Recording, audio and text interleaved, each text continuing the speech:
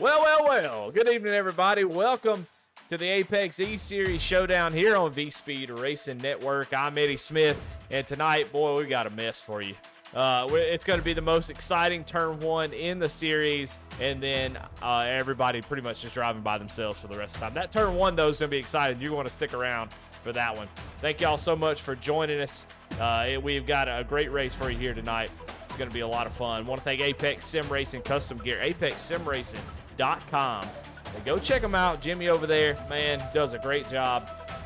You definitely want to jump on board if you want to check some of that out. Well, COTA, I'm Eddie Smith. Shane White in the booth tonight. We got us a little guest host here tonight. We're going to bring some top-notch analysis.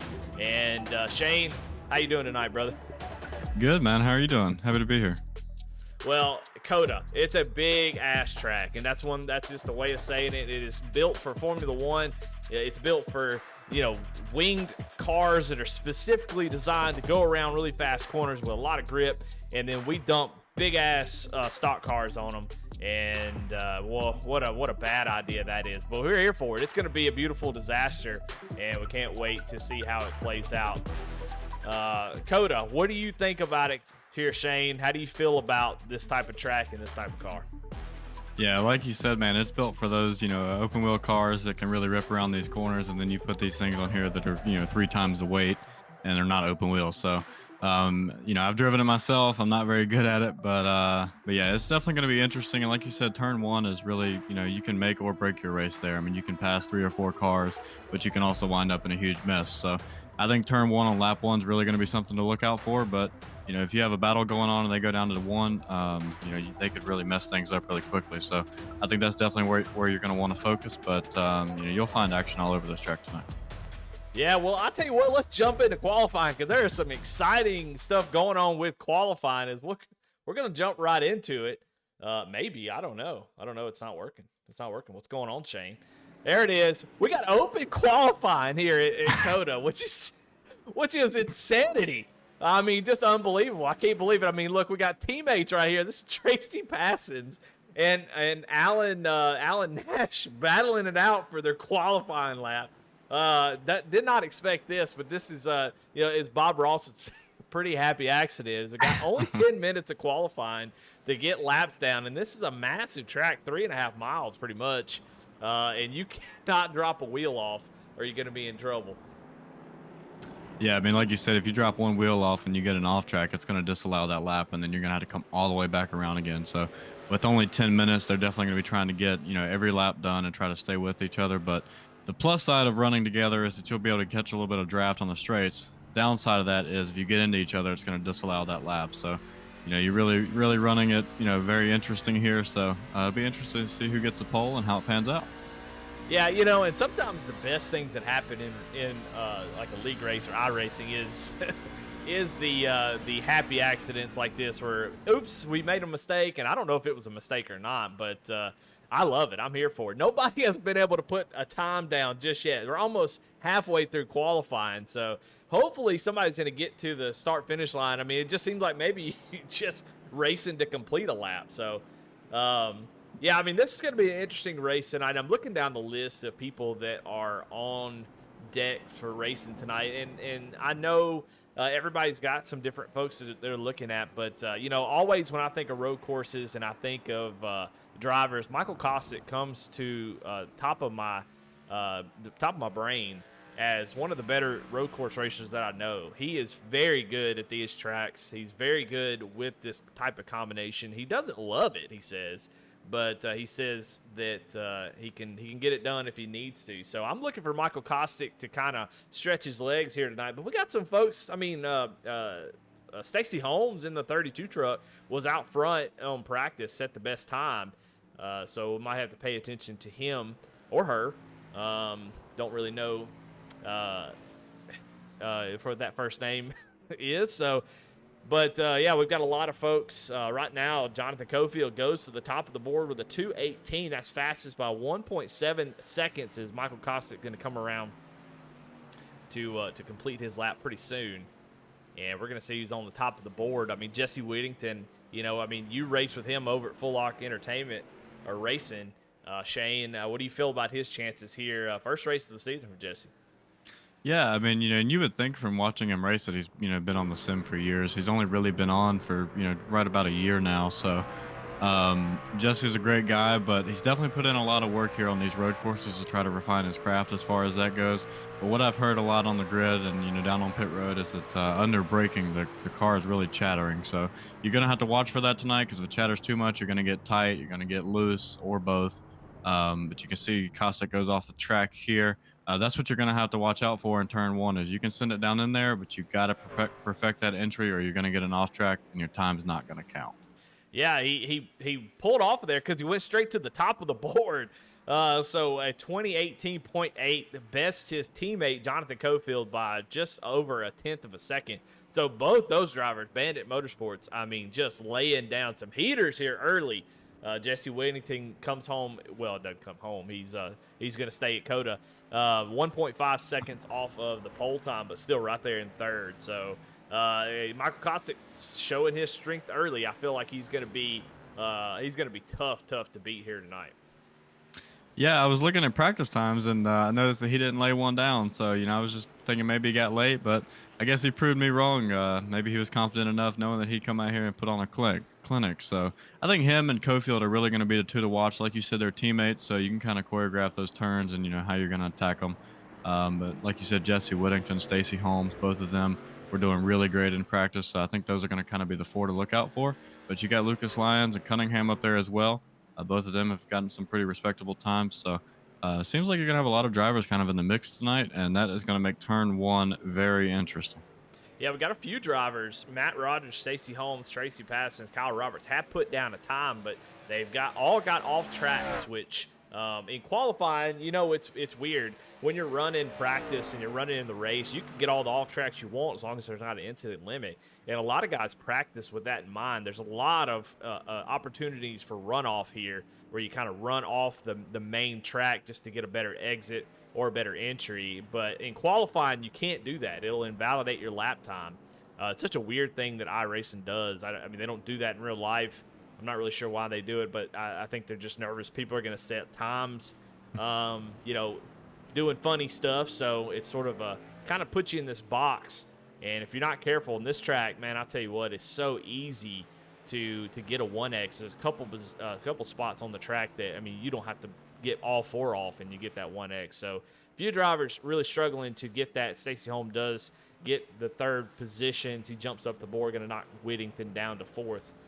Able to get a lap time in. We got just about a minute left. Chuck's still on his first lap, and it feels like an eternity. We've been watching him for a while, Shane, and it just seems like it takes so damn long to get around this track. 2.5 minutes to get around the track. It's pretty insane.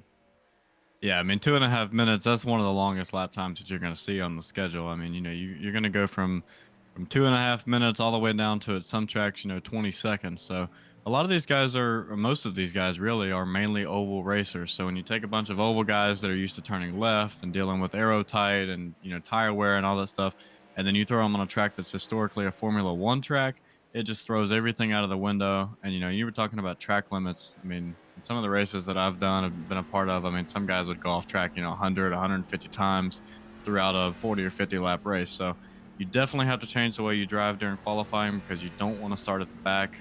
Road courses are one of the hardest tracks to pass at just because you have to set up the pass and follow them through the corner and all of that stuff. So you definitely have to change your driving style. And, you're a driver, I'm a driver. Both of us know that we do not like to have to change our driving styles once we're set in that. So it's definitely interesting for qualifying. And I think, as you've seen, some drivers have struggled with the off tracks. But as Cofield jumps up to the top of the board this time and beats Kostick out. How about that? Second lap, barely gets it in with just a few seconds left. And Cofield gonna go to the top of the board. Yeah, I think you're absolutely right. And one thing we haven't really touched on just yet is how the tires will fall off a cliff after 2 laps. I mean, maybe just 1 lap.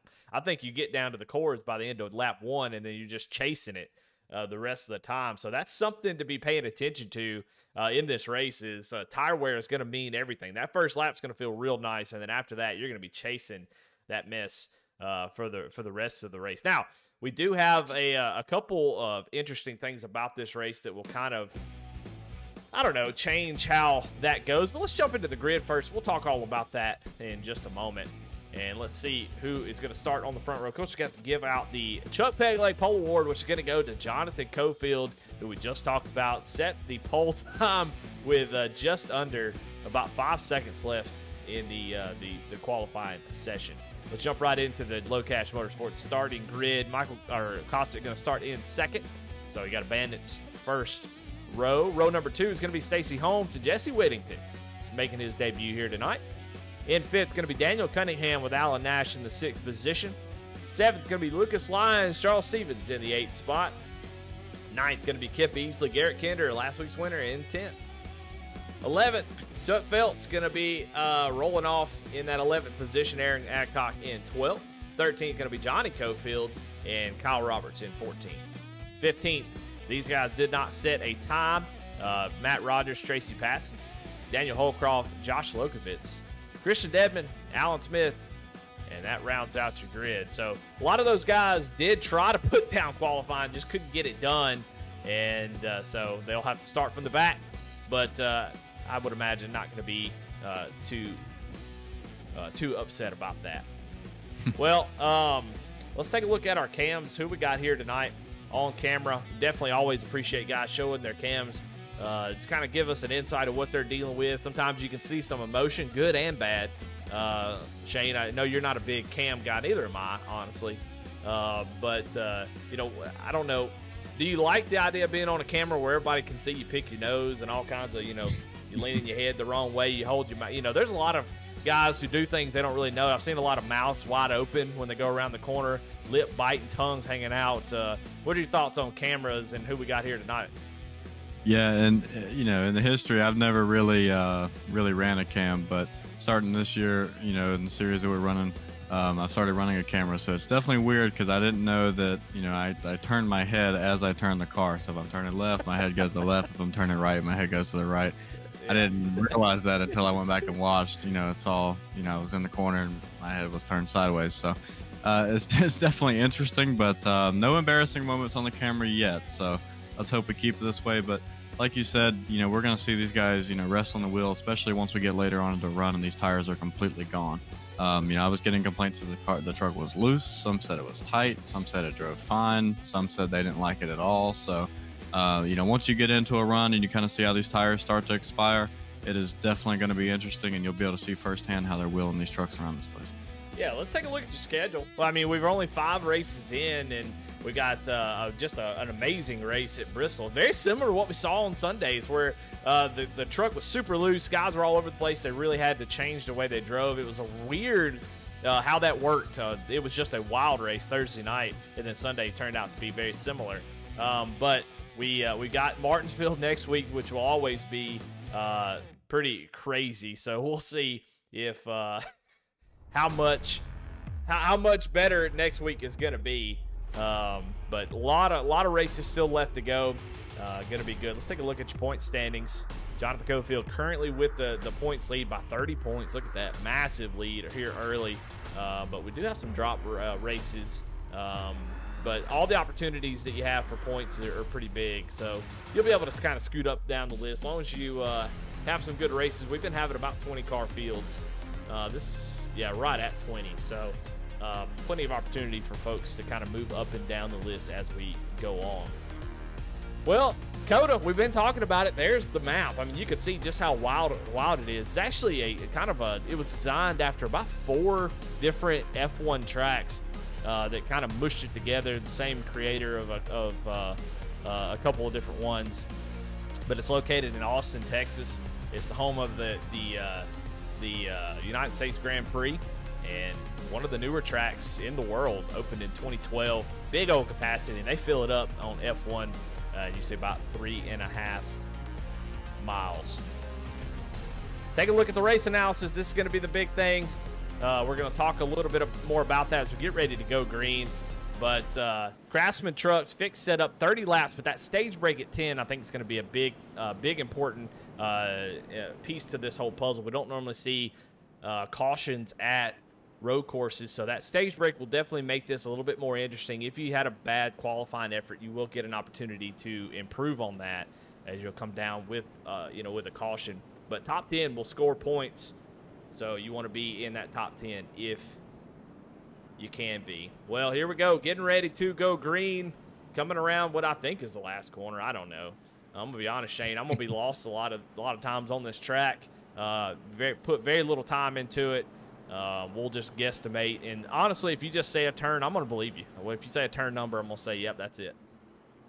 Yeah, this is not one of the tracks that I run when I don't have to. So I'm not very familiar on all the turns, but there are a lot of them. And even as a driver, you kind of get lost sometimes. Like, well, I'm in whatever turn goes left or right. But I think this is the final turn they're coming into. Yeah, what is this, turn 20? That sounds good. Yeah, something like I think that. it's turn 20.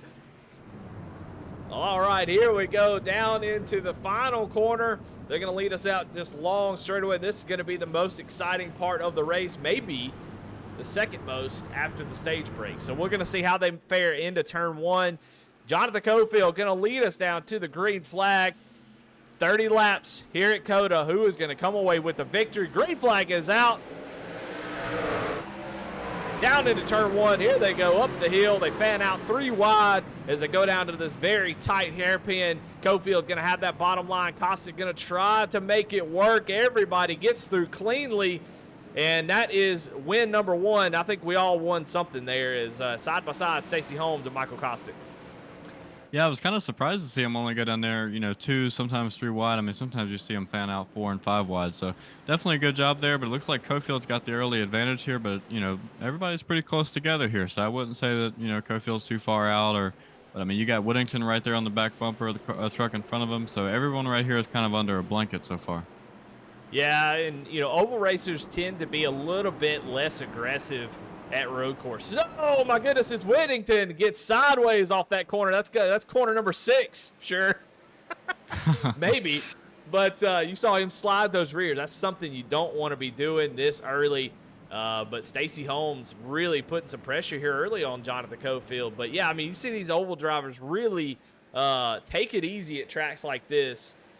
Just because they want to get to the finish. So you don't see a whole lot of side-by-side racing. You get a battle that lasts, half a lap. It's usually pretty surprising. I had a series race at Watkins Glen this past week already, and anytime somebody got side beside, whatever racing, the other guy would just let them go. It was a lot of give and take, and so I would expect to see that to be pretty similar here tonight. But up front, it is Cofield with Stacey Holmes there in second, and then my pick for the race, Michael Cossack, running here in the 3rd position.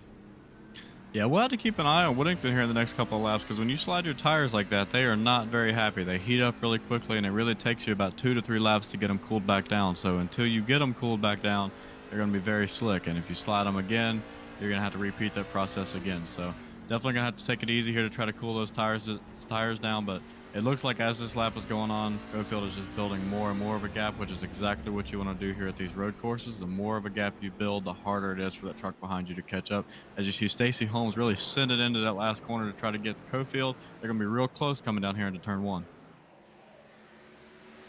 Yeah, and in the oval, I think me and you are pretty well versed on how the tire heat works on the oval with these vehicles, but it seems like it's just more pronounced in the road course. The iRacing's oval vehicle tire model seems to really suffer at low speeds. That's something that's been a problem for a long time. And whenever you get on a road course, especially one that has hairpins like this one, you really get down to those 30 miles an hour, and the tires just don't react. Like, oh my goodness, is Cofield gonna hit those turtles? You got to watch out for those. You saw how that right side just goes way up the track. It gets real close there. That time a lot better. But yeah, I mean, it's just the truck just doesn't seem to have a whole lot of grip at low speeds. And so you have to be careful that once you do heat those tires up, it just seems like it's really, really bad forever. It doesn't really seem to gather it back. So I'm not real sure, what's different is, man, Cofield goes wide here. And that's going to allow Stacey Holmes to get down to the inside. Cofield's going to gas it up, but he's going to be able to clear him, so holds on to the lead just for now. But almost a little look there from Stacey down to the inside here early. And we thought nobody would be racing. There wouldn't be any side-by-side action, but Shane, they're proving us wrong. Yeah, these tracks have the tendency to kind of unravel after a time. You make one mistake. I mean, you saw it kind of started there through the S's when he hit the turtles. You know, as soon as you hit those things, you wonder, okay, is my truck okay? You know, because those things, you know, can cause damage. But, you know, you tend to unravel here. You make one mistake, next corner you make another one, then you make another one, and before too long you're getting past. So it's nice to see him rebound here, but Stacy Holmes is not going down without a fight. So definitely have to watch on this for a while. I think one more mistake from Cofield and Stacy's going to capitalize. Yeah, going back here, Alan Nash up battling here with Lucas Lyon.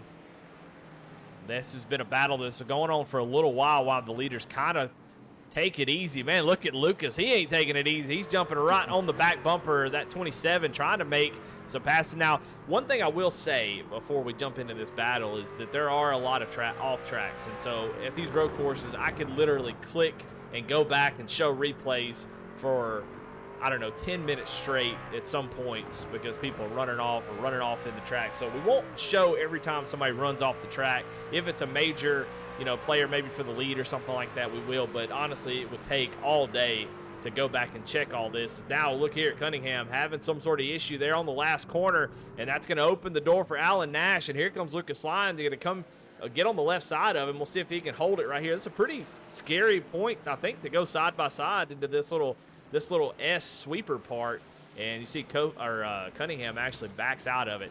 You can see you got to go single file here. I don't see anybody going double file here, Shane. No, they're definitely trying to get it singled out before they go through there, but that kind of mistake is what I was talking about. People will dive bomb you with no hesitation going out into one because they know that they can make the corner. But, you know, another thing I've noticed is on the last turn, those guys are getting real close to that grass, and you have to be careful about that because if you get too close and you clip it, it's going to shoot your car to the left, and you're going to be in big trouble. Well, Cunningham now back on the offense as he kind of slides out of the groove and gets passed by two drivers in basically a couple corners.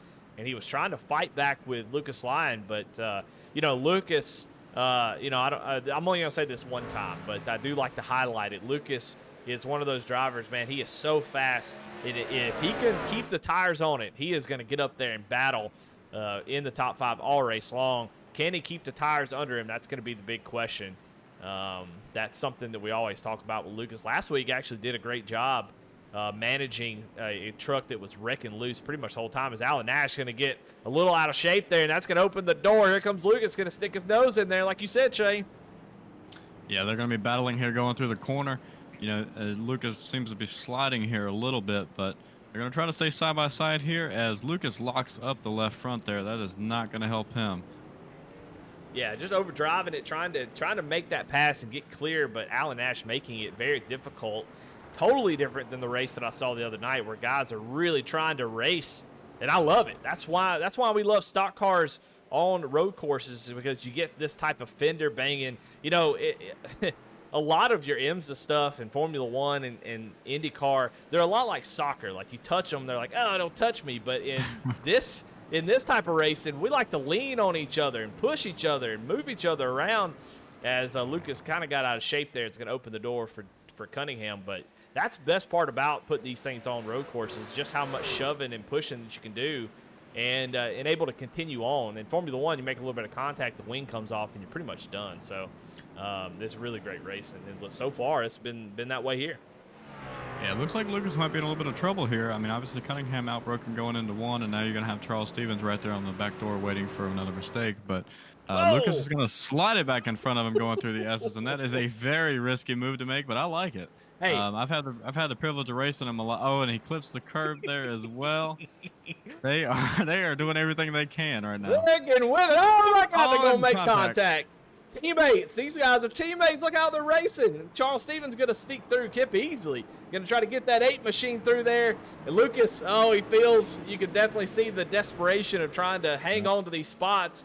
But that was some contact there with teammates. And, you know, sometimes you race teammates harder than you know, your other competitors. And I don't know why that is, Shane. What is that? You're just trying to be the best on the team? What causes that where you race each other harder than pretty much anybody else?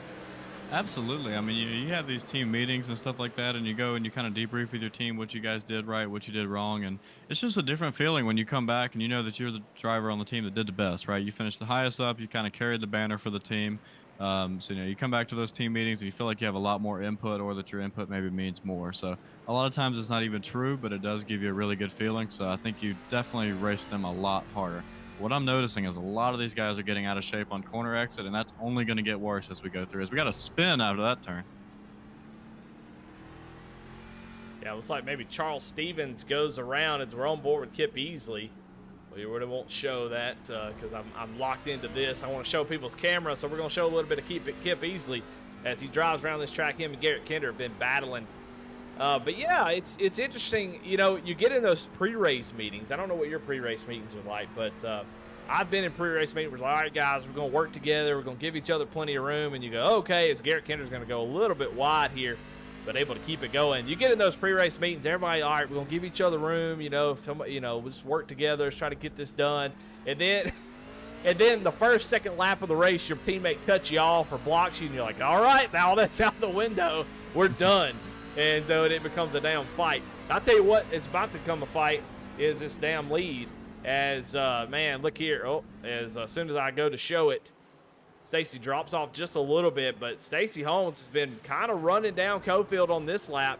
Cofield had a faster lap last time by, but this lap, Cofield must have had some sort of issue because Stacy was all over the back bumper.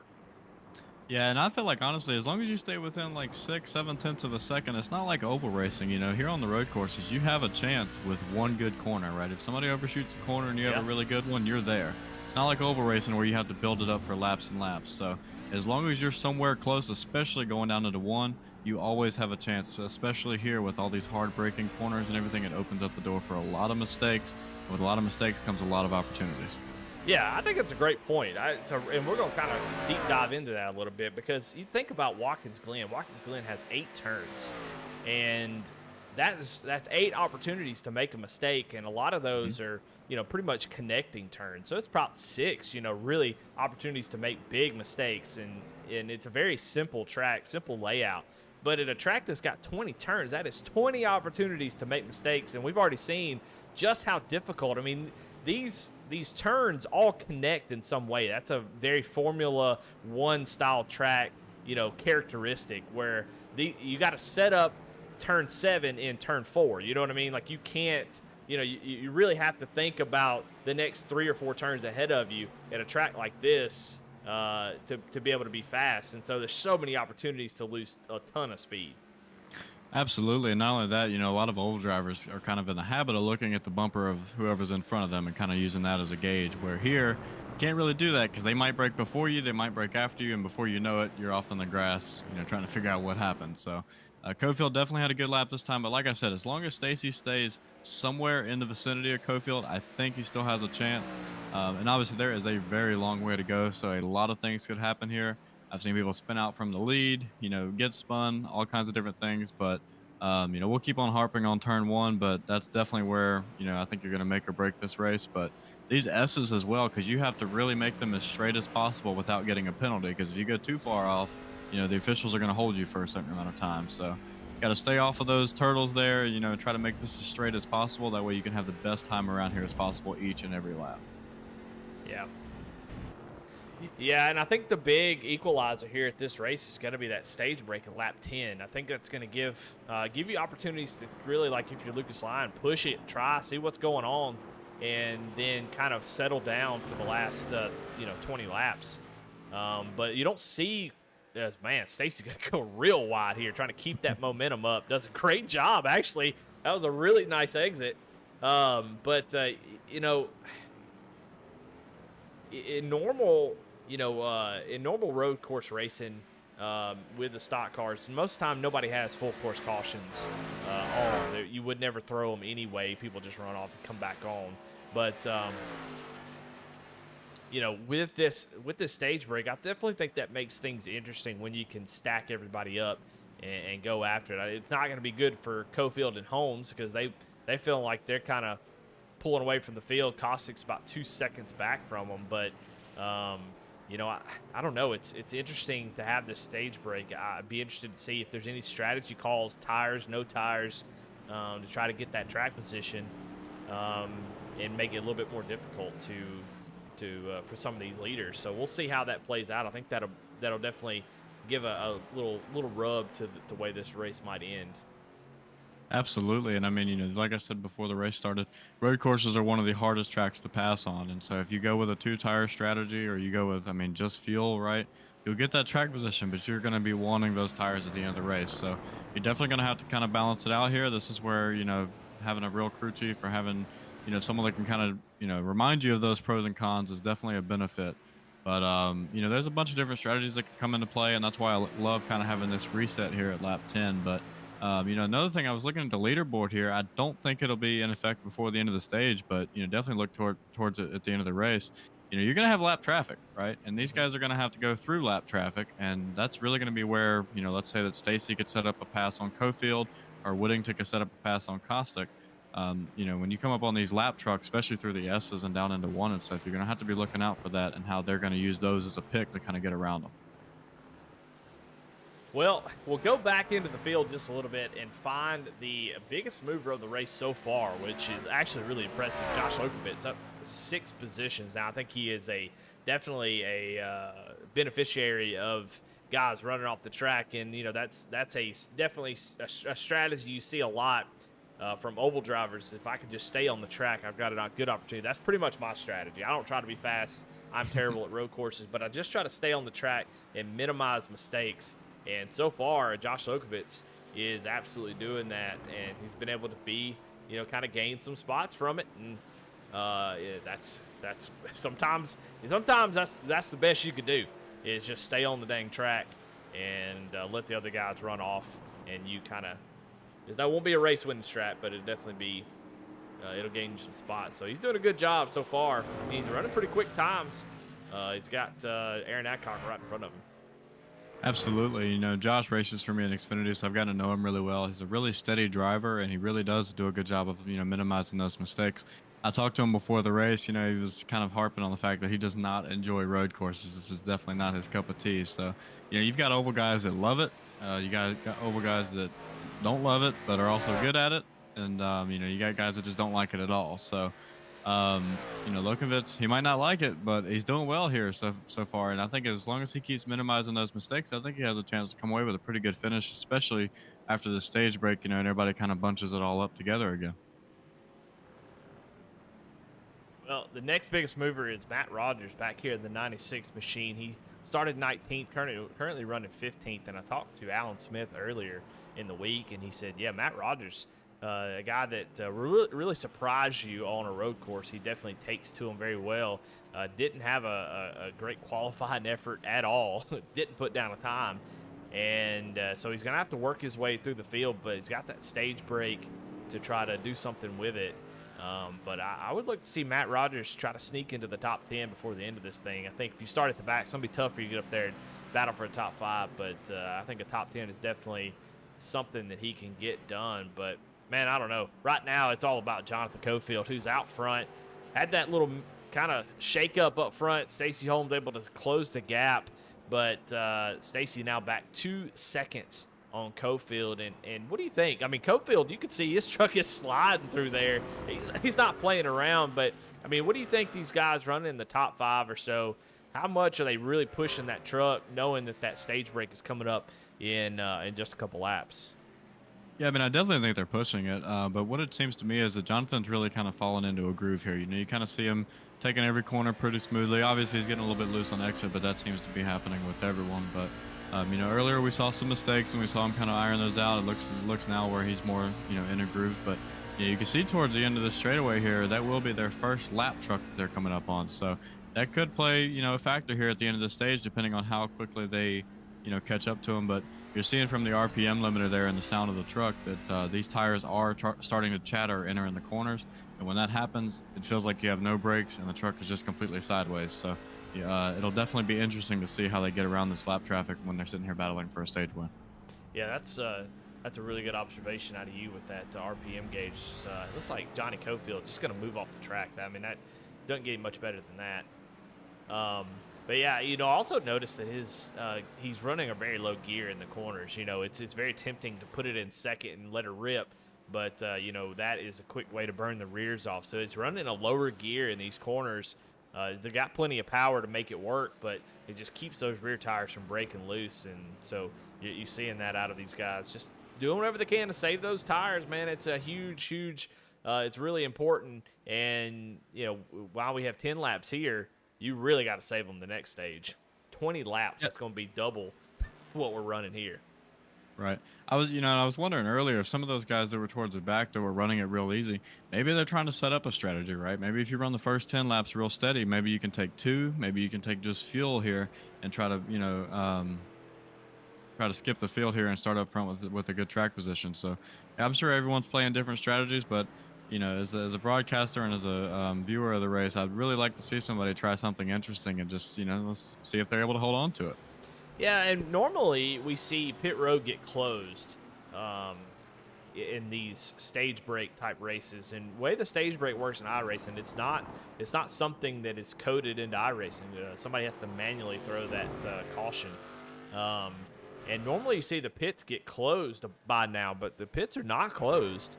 So I don't know if in the driver meeting they were told not to pit early, but if they weren't, I'd be curious if, which I think it's part of the rules. So I would say this is pretty null and void, is really a moot point. But, if it's not a rule, come on down, get your tires now, and you come back out and be able to cycle up to the front. But looks like nobody's doing that. I would imagine at least one would, and so it's probably pit roads are technically closed. So. Yeah, I mean, like you said, I'm sure it's a rule, but if not, I think anyone, from 11th to probably 15th would have a good chance of being able to come down and pit without going a lap down. So, but like you said, it's probably, they're probably not allowed to do it, because I think we would see, probably everyone 11th through 15th come down and take those tires, the guys that aren't going to get points to the stage, and go ahead and flip that and start up front. So, I'm definitely excited to see how the next stage kicks off. I think it's going to be a lot more aggressive than the initial start was, because now they've seen, right, like you get strung out and you really can't catch up to them once they were so far out without a mistake. So it's going to be all about getting as many positions into turn 1 as you can, and I think it's definitely going to make for some good entertainment. Yeah, top 3 right now separated by 8.5 seconds, top 2 seconds. So these two drivers really kind of trading blows, and actually Cofield parked it on the final corner there and lost about half a second. But it should cross the line here, and I think after the top 10 cross the line, that will be your stage. So we'll see the caution get thrown, but it's going to take a while. This is very different than normal. I think they have to wait for the final 10 because they race for position, and here is 6th and 7th. All these are for stage points, so we have to wait until all 10 drivers that are going to get those stage points across the line. And so right now it's Lucas Lyon and Daniel Cunningham battling it out as they come to the stripe. We'll see if Cunningham can get it. He's got to run, but just not going to be close enough as they cross the line there. And the stage should be right as Kip easily crosses the start-finish line. And we'll see if the caution gets thrown. I'm really hoping that that caution does get thrown. We've been talking it up for a while, and I wasn't in the driver's meeting, and nobody told me one way or another if they're going to throw a caution or not, if it's just going to get stage points for whoever's at lap 10. Yeah, we're not seeing one. Yeah, so that may be the case. So sorry about that. I didn't know how they were going to do it. And so far, I don't see. Okay, it says here at the bottom. It wasn't here earlier. I swear to God. The last time I looked at it, it wasn't here, but no caution at stage break in the race detail. So my bad. We were talking it up, and it's not going to happen. So all that wasted. But hey, that's part of it. Yeah, and I mean, you kind of shift focus from, okay, well, we're going to reset to, now, okay, well, we're going to run it all the way out. So, those guys that are separated by 5 or 6 seconds, they're either going to have the driver in front of them make a mistake, or they're going to have to start turning some really good laps. So I think when you get to about 10 or 15 to go, maybe closer to 5 to go, you're going to see a lot of these guys, really open it up, as we see the 48 and the 08 here in a battle. We saw them battling earlier, and they made contact. So we'll see how it shakes out here. As you mentioned earlier, they're teammates, and teammates normally race each other harder just for whatever reason than they race anyone else. And you can see Lucas, he is definitely turning left to go right. So he is letting it eat right now. Yeah, I mean, he's living on the edge for sure. I mean, you can see, I mean, those RPMs way different than what you see out of Cofield leading the race. But, I mean, goodness gracious. Honestly, this is very impressive because tires like this, I would have lost it. But, I mean, he is driving on ice at the moment, and he seems to be doing a pretty good job. Looks like he cut the corner there, but I don't know if iRacing got him. Oh, my goodness. Oof, that was definitely close. That's the ultimate, that's the ultimate pucker factor for drivers, right? When you go into the corner and your tires are locked up, you can't slow down anymore, but that car in front of you keeps on getting closer. So. Well, I appreciated him turning his wheel even though his front tires were locked up, just to give any kind of, if he did run over his teammate, he could say, I turned my wheel. Right. He had that joker turned all the way, but it wasn't going nowhere with those front tires locked up. But he is sliding all over the place. I love to see it. Yeah, like you said, I mean, it is like driving on ice. I mean, if it's ever snowed where you're at and you try to pull out of your driveway in a car that only has rear-wheel drive and won't go, that's exactly what it feels like here, except it's in Austin, Texas, and it's 80 degrees outside. But, it's exactly the same, right? I mean, you throw the gas down and the tires just spin. It doesn't go anywhere except for sideways.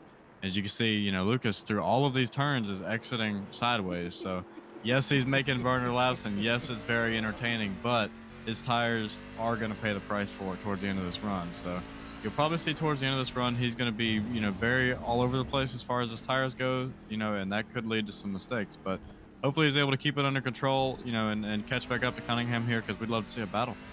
Shit, his arm's going to be paying the price is what it looks like. He is all over the place. He is running in 7th, though, so he's having a great run. And, I mean, you just need to have fun. That's part of it, man. When you come to these road courses, everybody knows they're not going to be the best for the most part. And if you're not having fun, you're out there just kind of riding around. Some people, I'm the type of person that doesn't have fun. I hate every second of it. And you can see right here, Lucas, he's got to be having a good time. Up front, though, it has really not changed. Stacy Holmes, 1.4 seconds back from Jonathan Cofield, who has really been doing a great job. But, man, I'll tell you what, Stacy's not letting him get away. I mean, he's just kind of hanging back there, and we thought they would get a little reset here. But, you kind of wonder if Stacy's kind of playing with him a little bit because normally the leader just kind of pulls away ever so slightly over time. But Stacy's really been keeping him in check right around 1.5 to 2 seconds pretty much this whole run.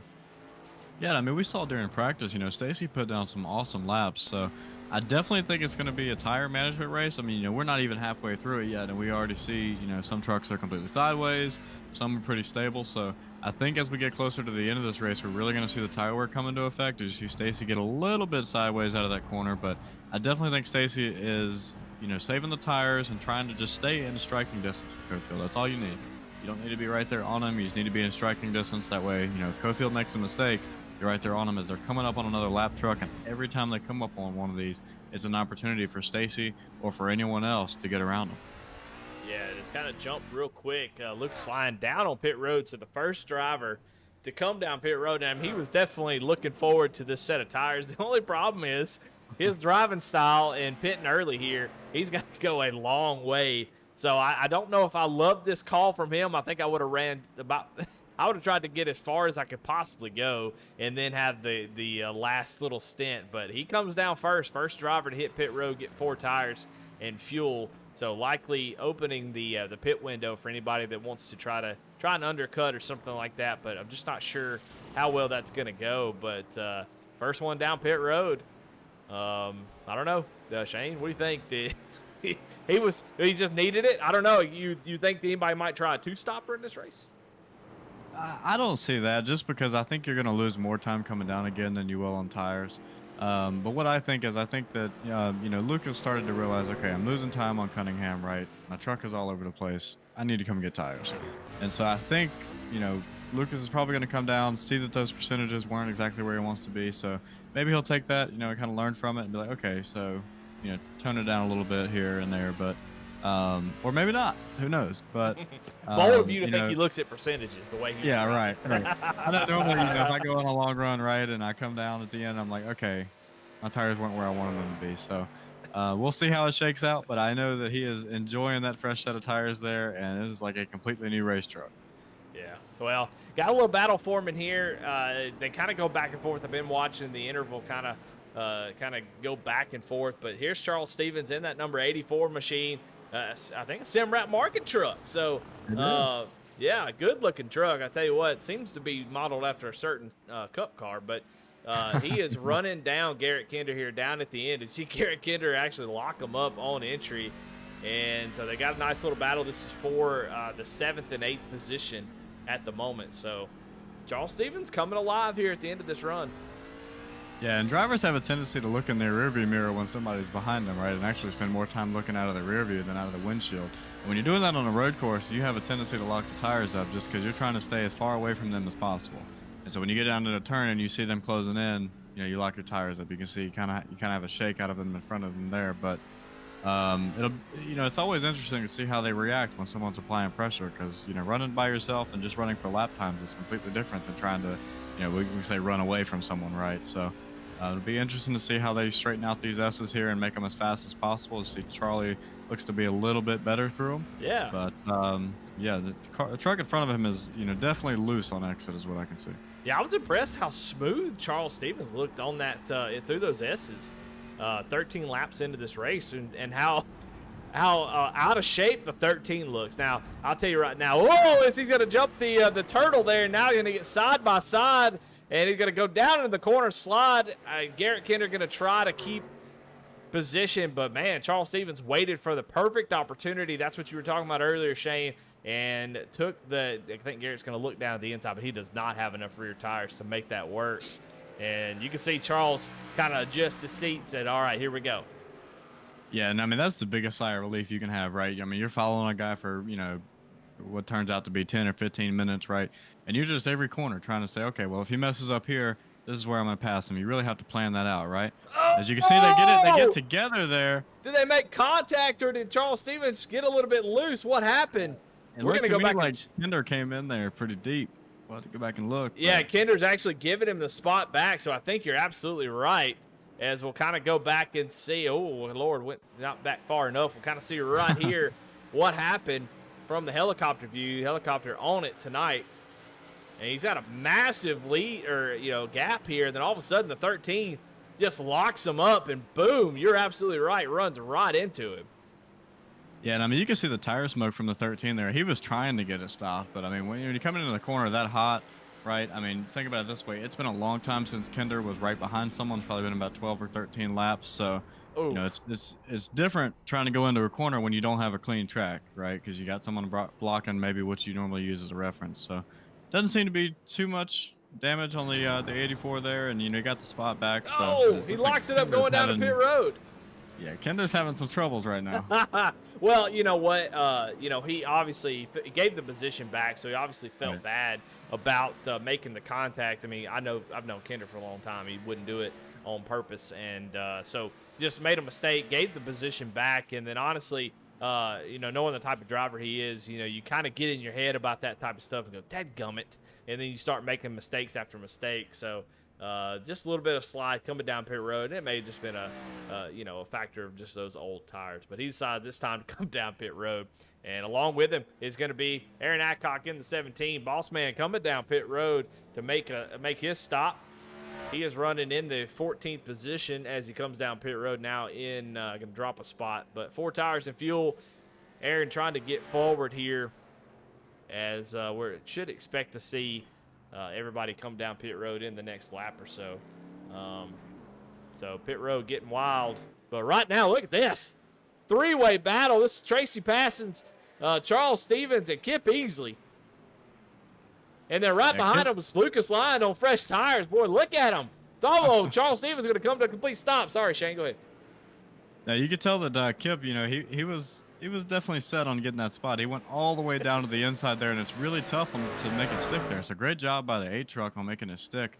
But you could tell that Charles got in there. It was just, it looked to me like he got a little bit uncomfortable because he just like completely stopped. So, but also, Lucas is on fresh tires, so he's got to know how to kind of get through the field here because all of these trucks are in front of him. So he's got to know how to get through the field here without running them over, without causing damage to his own truck. As we see Kip get extremely loose out of the corner there. Looks like Lucas is going to take him to the inside going into this turn. Yeah, that's exactly what Lucas needed. Yeah, you don't want to make any enemies as you're trying to undercut. You don't want to come back through the field making a bunch of enemies. So just try to, but you also don't want to lose any time. I mean, any time that you give up just riding behind somebody is wasted time on those fresh tires. So it's a balance. You know, even on the oval side, it's like that, Shane, where, you know, sometimes you got to go, and sometimes there's not lap cars, but guys on old tires running side by side, and, you know, you got to go, and you got to make that decision. Is this worth the risk? You know, do I have to do this? And sometimes it is. Sometimes it is absolutely worth the risk.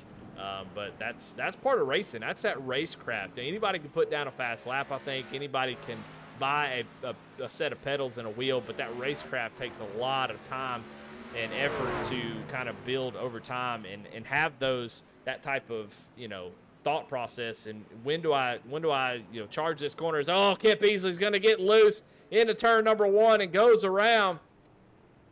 Yeah, I've been watching him go down to that corner every lap. He was definitely going in there pretty hot, so it looks like his tires finally bit him that time, but he was able to gather it up. Looks like he only probably lost, you know, maybe 1 or 2 spots. So the main thing about this, you know, once you get loose and spin out and stuff like that, we saw with Kenda earlier, you really just got to reset, right? It's okay. You know, you lost 2 spots, but you got to settle down, because if you don't, you're not going to get past him. You're going to spin out again. So he's behind Lokenvitz here. So Kip is a very calm guy. You know, I've raced with him every week, so I think he'll be able to get back through here and, you know, kind of recover from that very well. Yeah, I mean, how difficult is it once you spin out? To me, it's the worst. When you spin out and you lose a bunch of time, then, you know, you have that drive and that desire to go and push a little bit harder to try to gain what you lost. But you just can't. The truck, car, whatever you're riding in, just won't do it. And so you're right. You have to kind of calm down and say, okay, you know, I pushed a little bit too hard. It got me. Now I got to just calm down and get it back going. But it's so hard. You want to get back up there and try to make up for what you lost, but you just can't do it. Yeah, and I think it's actually worse on oval racing, because, you know, you spin out, caution comes out, and then the whole field stopped, and we got to restart, and it's all because you spun out, right? We've got a change for the lead as Cofield has gone off track, and Stacy Holmes takes over the lead. So a development. Sorry to cut you off, Shane, but I just noticed it. Let's go back and see what happened to Cofield as he goes off track. Going down, it same goes around, and Stacy Holmes going to take over the lead right before we'll go on board with Stacy here and watch. Same thing that happened to Kip Easley. And wow, what a great effort to miss. They almost could have made contact there. That could have been terrible.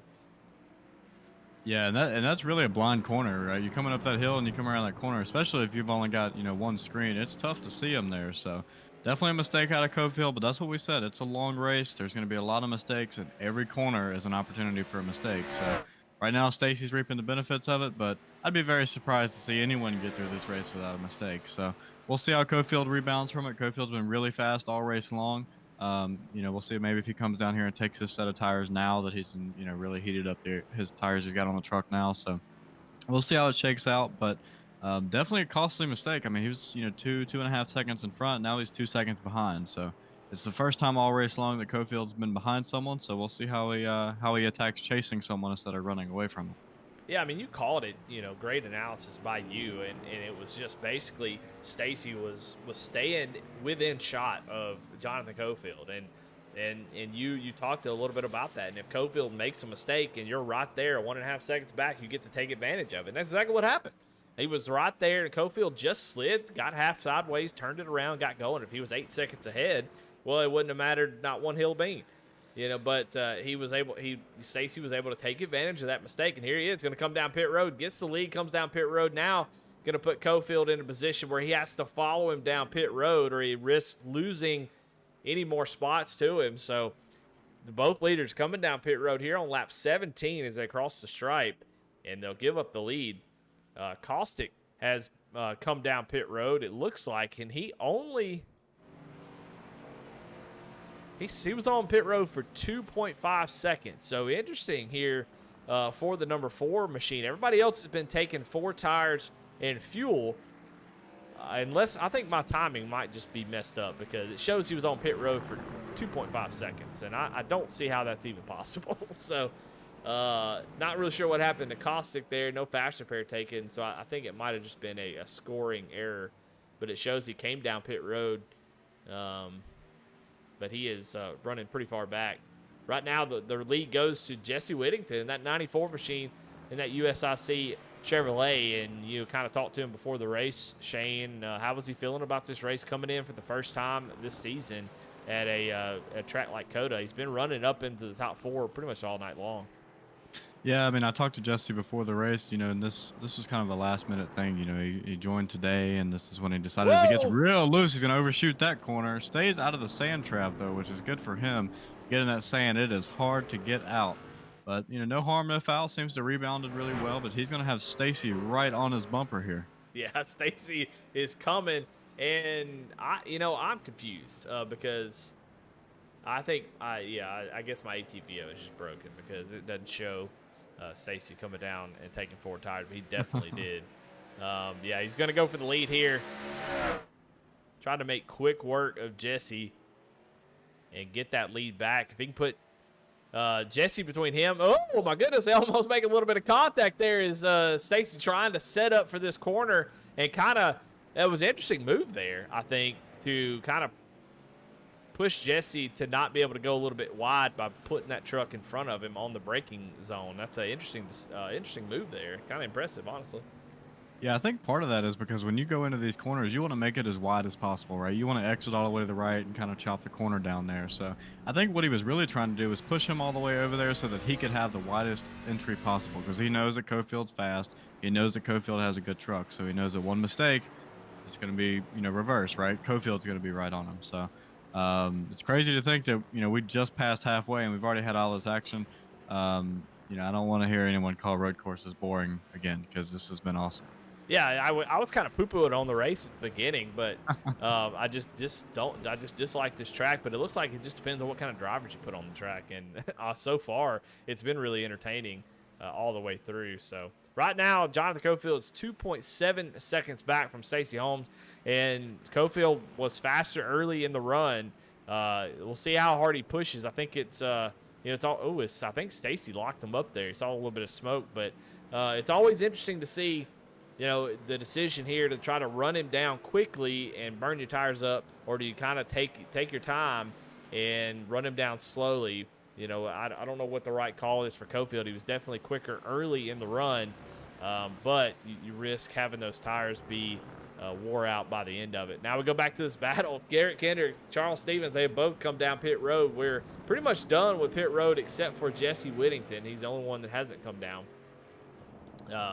But this battle back into it. We've already seen them make contact, and now after pit stops, they're right back nose to tail. So this battle has been pretty entertaining. Right now, Garrett Kendrick's got the lead, but Charles Stevens, man, looks to be pretty dang fast here at this road course. So it's going to take a real wide exit there.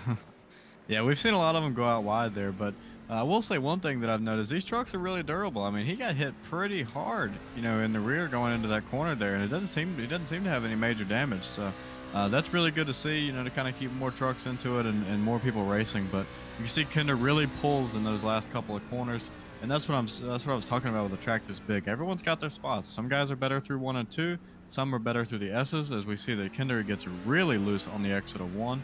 But we'll see through the S's here which one is better, right? Who's faster? Because everyone's got their own spots. I know Charlie was really good through the S's earlier, but obviously you've got to completely change that on new tires because it drives completely different. So definitely, this will definitely be a battle to watch. Top 10 here is very respectable in general. So it'll definitely be interesting to watch.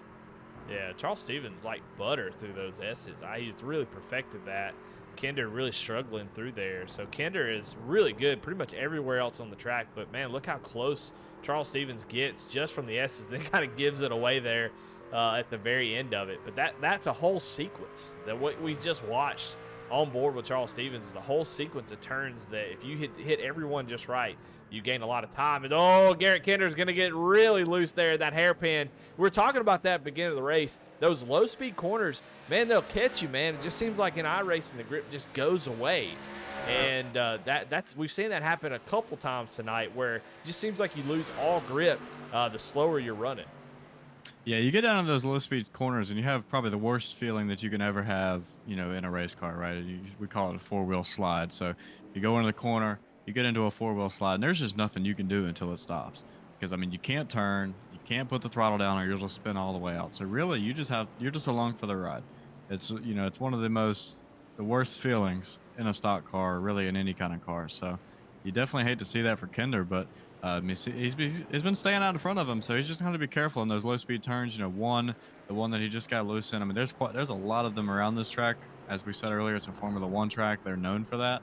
As we're going to have a three truck battle here, as Tracy Parsons sends it down to the inside, almost all the way in the grass to get around him.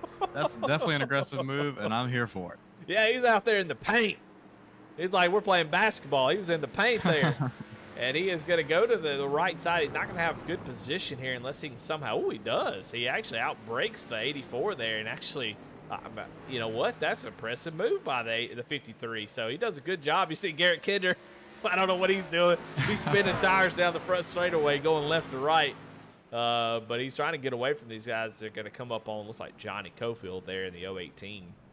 And I'm interested to see what the 94 strategy is here. I mean, he's the only one that hasn't pitted, so I don't know if he's going to try to run it all the way out or what he's going to try to do here. But we're coming to about 10 to go here, and he's yet to pit, so holding a good position right now. So yeah, he actually just came down pit road and got his 4 tires, so he just came out.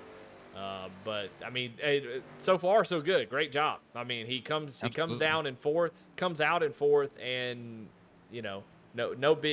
no big issues, and now he's got some of the freshest tires on the track. So he waited a long time. He didn't lose any spots, didn't gain any, but he had a pretty big gap to Caustic. So, not a bad pit cycle for him, staying out a little bit longer than everybody else. He'll be able to be a little bit more aggressive here on the last 10 laps.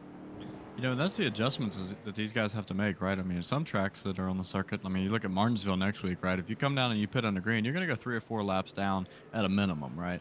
Whereas here, you can pit and not go a lap down and maybe not even lose a position. And so that's the adjustment that these guys have to get used to, right? I mean, normally you think of 10 laps to go, it's go time. But 10 laps here is 20 minutes, almost 30 minutes. And so it's completely different from what these guys are used to. I mean, they're used to 10 to go, 20 to go even being go time, whereas here, it's completely different. As we got the 19 off the track in front of them, 53 and 84 now side by side yet again. Yeah, this battle has just continued on as everybody's just making small mistakes after small mistakes as Garrett Kinder goes really wide, and that's going to open the door for the 53 of Tracy Passons. And this is a very long, it's a weird corner. Charlie actually misses it just a little bit. You almost have to exit late there. It's got a really late apex. But you see him battling right in front of him, and man, Tracy Passons looking really fast. Going to go down to the inside. He really just passes him without much effort down in the paint yet again. And Tracy takes over 8. And I talked to Tracy before the race, and Tracy said, and I quote, "I only like this truck when it's in park." So I think Tracy's starting to figure it out a little bit here. He was really hard on this track and really hard on the truck in general before the race, but he seems to be having a lot of fun right now. I mean, I know if I was this good at road courses and able to pass people like this, I'd be having a good time. So maybe he's going to change his mind here a little bit, but definitely starting to figure it out. You see him go down into 1 here. He's been having a really smooth corner here. You can see, he doesn't really get too sideways, right? He doesn't slow completely down like everyone else does. He's running real smooth right now. I'd expect him to make some more moves before this race is over with. Yeah, what I've found is tracks that you're fast at and tracks that you like don't always line up. It's a weird thing. Like, I always seem to have a lot of fun, well, not a lot of fun, but I have some pretty good success at Nashville. But I cannot stand that track. I hate every time I see it on the schedule, but then I go race it, and I always seem to have pretty good finishes there. There's a lot of those tracks out there, and so I would imagine this probably fits into that for Tracy, where, yeah, I might be okay at it, might be pretty good at it, but damn, I hate showing up and doing it. Yeah, it's definitely weird how that works, and the tracks that you love, you're not really good at. So it's definitely interesting how that works. But I'm telling you what, this 84 and 13 of Kinder and Stevens, they have not yet separated, and I don't think they're going to. I think we're going to see another side-by-side battle before this race is over with. Well, if we could put the 48 here with these guys, I think this would be the show. If we could get Lucas Lyne to slow up a little bit and race with these guys, I think we'd see a damn good show. as Lucas is kind of on an island. We're kind of getting to that point where unless you're this battle right here, and honestly the lead is getting down to about 1.2 seconds, and we'll jump up there in just a second. Garrett Kendrick getting a big slide here. That's going to allow Charles Stevens to get right back up to him. You know, and I got to tell you, I hate to jump here, but man, we got a battle for the lead. Cofield has got up to the back bumper of Stacy Holmes, and we were wondering how he was going to attack it with 9 laps to go. I mean, 9 laps, 2.5 minutes. You do the math. I'm not going to do it. I'm from Mississippi. That's a long ass time. That's all I need to say, and it's going to be a long fight for Holmes if he's going to hold off this I mean, just unbelievable drive by Cofield after that spin. And look at that. I mean, just how low the RPMs he goes. I don't know if that's a strategy. I mean, look how low those RPMs are going for him. He's like shifting at the last moment. He's shifting past the apex. Shane, can you? I have no idea. Can you break that down a little bit? Yes. So what I was hearing before the race is that a lot of these trucks were kind of getting tight in the center of the turn, right? Like they'd be loose entering and they'd be loose on exit, but they'd be tight in the middle. And so what I'm assuming he's doing here is he's trying to shift down so that he can get those rear tires to chatter a little bit mid-corner. That way it'll kind of rotate it a little bit. So you don't want to spin it. Huh? Right, yeah, you don't want to spin it out. That's going to be too much rotation, but you do want to chatter it a little bit. But like I said earlier, if you're close, there's a chance. And that's all that Cofield's trying to do right here. I mean, I'd like to see it probably get a little bit closer, right, and put some more pressure on Stacy Holmes and see if Stacy's able to hold him up. Make contact with Matt Rogers. Oh, right in front of Cofield. They make contact, and oh my goodness, that was almost the mistake you were just talking about. As what the hell happened? Yeah, it looked like there was a lapper slow off the corner, and Stacy just stayed to the right. Yeah, it looks like maybe just some miscommunication there about where each one was going. I think maybe Stacy was going to go to the right. And Matt, I think Matt was just trying to get out of the way, and I think that, that just happens. I don't know. It just seems like miscommunication between those two drivers where I think Stacy thought, I'm really spinning my wheels here, Shane, but if you're going to let the guy go, you're going to move to the left on the track and let him go on the right side. And I think that's what Stacy was expecting. And Matt was going to go off track to let him go, and I don't think he was ready for that. So just a small mistake there, unfortunately, for Matt Rogers. He's going to take the brunt of it as he just clobbered that wall. But I think that's what happened. Just a small mistake, just miscommunication by both drivers, I think. Yeah, and kind of like I was talking about earlier, right? I mean, earlier Cofield was 2.5 seconds back. Stacy probably couldn't even see him in his mirror, so there's nothing to worry about. But once they get close, you might not admit it, but you start feeling the pressure. I mean, Cofield's getting closer and closer every lap, and so you get behind a lapper. Maybe if it was 5 laps ago, you settle down, right? But you're at the point of the race now. It's go time. Cofield's right behind you. You can't afford to make a mistake. You can't afford to get held up. And I think that's kind of the result of that, right? I mean, it's go time. It's time to go. As you see, Cofield has 2 great corners there, now within 0.5 of a second. Yeah, no, you're 100% right. I think, there's no time for Stacy to kind of lift and let him figure it out. He had to go, so you're absolutely right, I think. And now you wonder about damage. Now, iRacing has updated the damage model. So it's a little bit more forgiving, and honestly, a little bit of front-end damage is not going to be a huge killer here. But if it knocks the toe out at all or messes with the steering wheel, it could be a problem. So hopefully Stacy didn't get any damage for that. They hit pretty square, but it doesn't take but just a little bit of bending those wheels just a little bit. You go into the right corner and you're not expecting it, and all of a sudden the truck's not turning or it's turning too much. So hopefully that damage doesn't affect him, but I think this is going to shape up to be a pretty damn good race here. Absolutely, and looking at the front end here going into 1, it looks like it's pretty straight, right? It doesn't look like it's too folded in or anything. As you see, Cofield gets real loose out of the exit. Probably a little bit of a flashback there to about 10 laps ago, but that corner's been biting a lot of people tonight, and as we said pre-race, that's the corner to look out for. So that corner and then going through here, you got to be careful with those curves, because if you hit them the wrong way, your truck's just going to go straight. It will not turn if you hit them. So you got to be real careful about that. But Cofield's had some good corners. Stacy's been doing great. So I think it's going to shape up to be a pretty interesting race in about 7 laps. Well, I'm going to be honest with you. This is the best race I've ever seen at COTA in iRacing. Now, of course, I don't normally stick around. But But out of the 3 or 4 races I've seen at COTA, this has been one of the most exciting ones. I mean, we've seen some really good. Here we go. We got a lunge here for the. Oh my goodness! 58 Almost gets a. contact. Yeah, I mean, a really nice lunge down into that corner, and Stacy going to be able to hold on to it for now. But I think that's what you were talking about earlier. I'm just letting you know I'm here. You can't just look out your front windshield. You got to be thinking about me because I might send it at any point. And I think that's exactly what that was. That was definitely a pretty big lunge, but that is a, hey, buddy, you got to be thinking about what I'm doing too. Oh, somebody's loose right there in front of the leaders, but they get it going. Yeah, well, not only that, I think Kofield's probably testing some things here too, right? I mean, if you come into the last lap, what will work, right? He's sent it down to the corner. He knows that he can get there. Now it's just a matter of will it stick or will it not stick? Because unless you've really practiced this, you have no clue. And so I think a lot of us just testing to see what works out because you can send it too far and maybe it doesn't stick, right? Maybe you go right through him and you don't want to do that.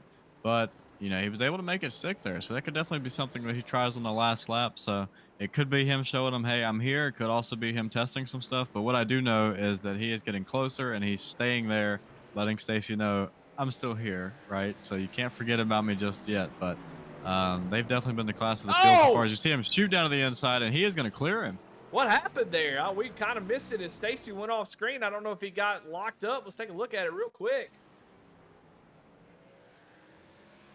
Go on board with Cofield. Oh, what the hell happened? I think it might have shut his engine off.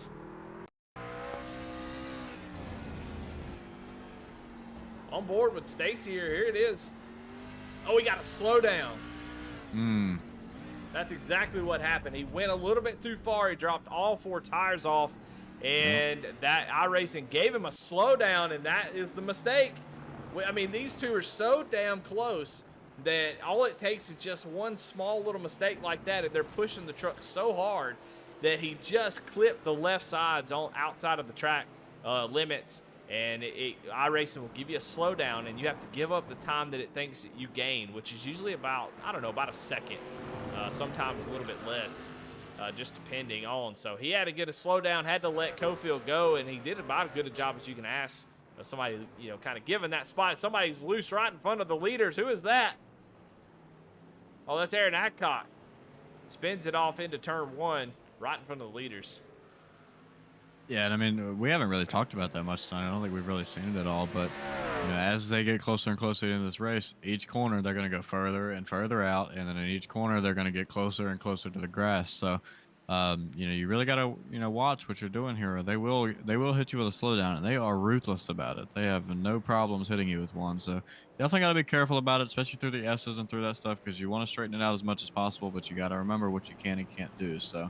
I'm sure Cofield's happy with that right now. He's back to where he was earlier, back to having a clean track out front, but still can't forget about Stacy. Stacy is beaten on the back bumper, and, we saw with Cofield earlier, you cannot worry. You can't forget about the person behind you because one mistake and they're there. So definitely going to have to be wary of that. Yeah, and to go back to a point that you made earlier is that it shows 24 out of 30, but God, we've got so much more time left in this race, and it is a lot. And we saw Stacy be a little bit better at the end of the last run. So I'll be interested to know how much tire he really saved here, how much he was pushing, because we know Cofield is really trying to get back to the lead. He was pushing it pretty hard. So we'll see if Stacy was able to save anything here, or if Cofield has kind of improved on his first run as he starts to pull away just a little bit here as we get down towards the end of this thing. Well, and you got to remember, these guys are oval guys, right? They're used to tire wear being, okay, I sent it too hard in the corner, maybe I slid the tire, stuff like that. It's not really the same here. It's more of just tires you're spinning, right? I mean, coming off the corner, you're spinning your tires, you're getting them sideways, stuff like that. I mean, the tires are chattering in the corner. It's a different kind of tire wear than you normally see on the ovals, where it's more about pushing and stuff like that. So, it's kind of harder to monitor your tire wear in the truck when it's a different kind, something you're not used to unless you race road courses a lot. But even if you race them a lot with like the road course cars, you have ABS and traction control and stuff like that, so you really don't see it as much there. So unless you run stock cars on road courses a lot, it's definitely something new. As we see, Cofield's pulling here a little bit. Not sure if Stacy's tires are starting to go, or if Stacy's trying to save some more for maybe a last couple laps push. But every lap we're seeing him pass 1 or 2 lap trucks. I mean, you can see right here he's pushing out there. I mean, you never know what's going to happen with these guys. It's Stacy does a little flicks the ass end out off the corner. Saw maybe an opportunity, but let's go check out a little battle here between Daniel Cunningham and Lucas Lyons. Boys back at it as Daniel Cunningham trying to get a position here on the 48. There's actually a couple battles on the track. We'll stay with the lead as if they get closed back up, but want to highlight some drivers here going side by side here, and a couple teammates that have been going at it all race.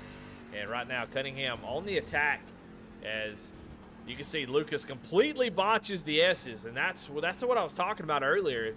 This corner lasts for 5 corners, all the way to right here is where the beginning of the S's matters. And if you mess it up, and you saw that Lucas kind of he's going to butcher it right here too. Oh, he's going to bounce up out of the way. And yeah, it'd be just a massive L there for Lucas. And man, look at him going side by side, sliding those trucks off through the corner. As Cunningham going to take the spot and actually going to defend down to the bottom as Lucas really cooks it on entry. And Cunningham going to get away now with that 6th position. So, man, that looked fun. Yeah, I mean, it's definitely a lot more fun to watch these races than it is to race in them. But that's just personal experience, right? But you know, I've raced Lucas. I know Lucas, you know, decently well, and he's not going to give the spot up without a fight. So I definitely expect him to be back up there as long as he's got the truck to do it. But you know, I was talking to Daniel before the race, and he was complaining that, you know, that he didn't have much grip on entry, and it was loose on exit. So it was like it was getting tight on entry, and it was getting loose on exit. So you're definitely going to have to watch out for that, because you get down on those brakes and it just goes straight. So you know, Daniel wasn't too happy with his truck, you know, before the race, but you know, they've been running this for, you know, about an hour now. So they're kind of starting to get a feel of it, I feel like. But you know, we'll see how it goes. But like I said, I think Lucas will definitely, you know, do his best to get back to him. Yeah. Go back here. Oh my goodness, it's Josh Lokovitz. As soon as we put the camera on him, he is all kinds of wibble wobbly going down the straightaway. I don't even know what that means, but he had just passed Garrett Kinder. I was watching on the timing and scoring. He had just passed Garrett Kinder and then just kind of loses the truck. We'll see if maybe we can catch that and see what happened. We'll go back and check a little replay. I'm a little worried that Garrett Kinder may have just spun out there. Watch right here. Yeah, just whew. Scary moment there for the 79 as he almost loses it. And now here we go, Kip Easley, Garrett Kinder now battling out. This is for 10th position, so your top 10. You've got Kyle Roberts there. He is a lap down, and then Josh Lokovitz in that green right behind him. Kip Easley going to get down to the inside of Kinder.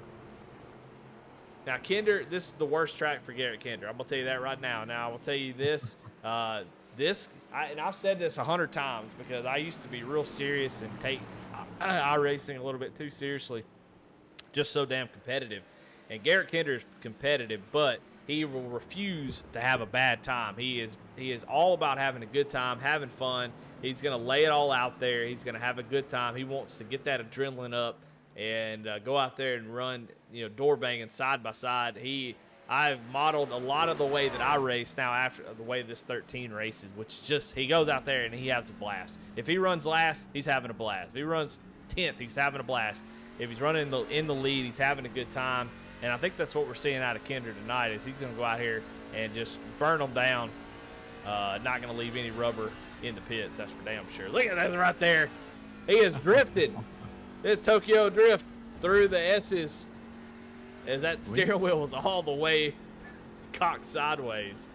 We need to ask Kinder after the races if he does any dirt racing, because that's what this is looking like to me. But you know, we were talking earlier, you know, about how Lokenvitz got into the grass. You know, I mentioned earlier in the race, these guys are going to push these corners more and more every lap because they know it's getting to go time. As you see, Kinder hits that curb there, but you know, you go into that grass, it's ice. You have no grip, tires are spinning, doesn't want to turn.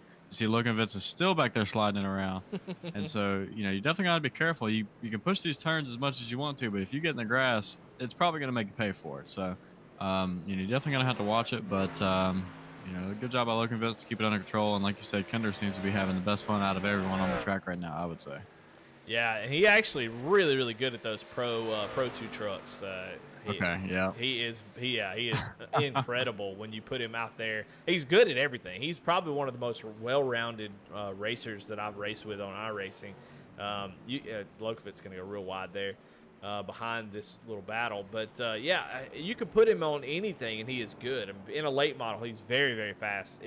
On dirt, he's very good. You put him in a Pro 2 truck and he is unbelievable. Actually, he's kicked our butts whenever we did that. So he is good at almost everything.